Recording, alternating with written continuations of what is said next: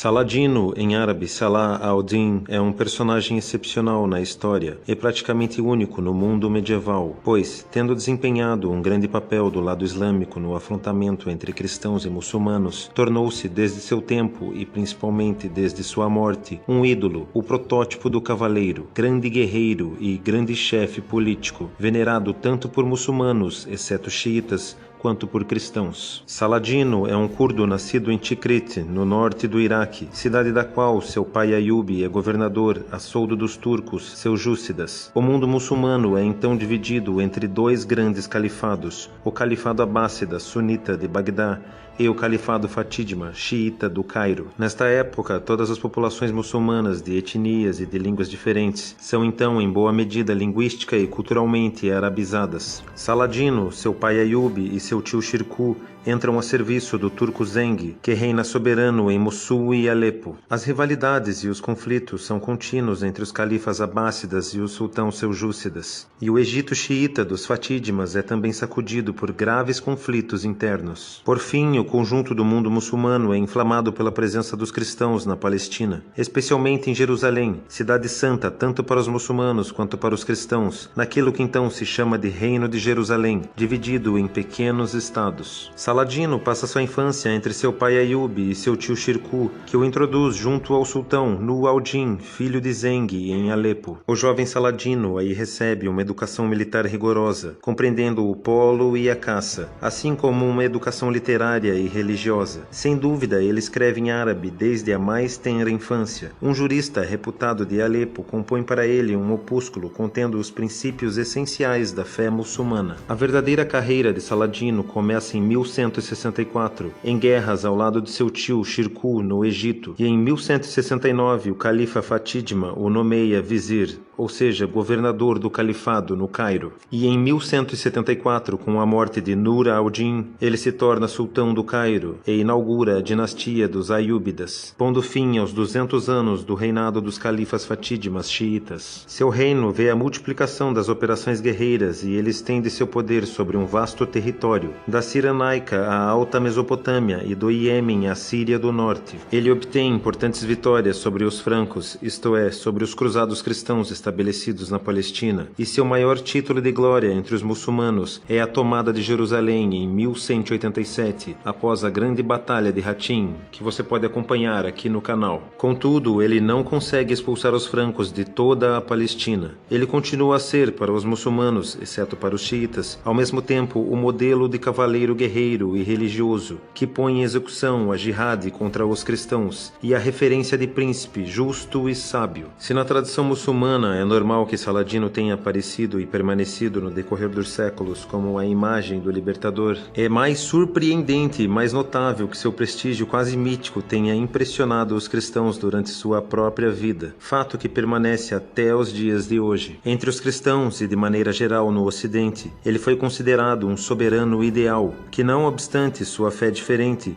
encarnava o cavaleiro perfeito e o bom rei definido pelos espelhos dos príncipes. Para os cristãos, ele foi, primeiramente, um flagelo enviado por Deus para puni-los de sua impiedade, mas logo se tornou a imagem ideal do cavaleiro magnânimo, que tem uma ascendência franca e mesmo convertido ao cristianismo. Ele foi, sobretudo, considerado um herói de romance da cavalaria e de canção de gestas, o modelo viril da moda desta época. Esse aspecto prestigioso e mítico de Saladino prolongou-se através dos séculos no Ocidente. Dante Alighieri, em A Divina Comédia, colocou-o no limbo, ao lado de Avicena, de Sócrates e de Platão. Boccaccio o cita em Decamerão, e Lessing em sua peça Natan, o Sábio, na qual aparece como um príncipe tolerante, respeitando as três religiões monoteístas, o cristianismo, o islamismo e o judaísmo. Voltaire afirma que poucos príncipes cristãos tiveram sua tolerância e sua magnificência, e no fantástico filme A Cruzada, de Ridley Scott, cujo qual eu recomendo muito, ele é retratado como um sultão respeitoso da palavra dada e tolerante para com os cristãos, chegando mesmo a recolher um crucifixo caído por terra numa igreja devastada. No mundo muçulmano, com mais forte razão, a figura de Saladino continua a ser aquela de um grande herói, ao qual pretenderam se identificar, entre outros, Gamal Abdel Nasser, Hafez al-Assad e até mesmo Saddam Hussein.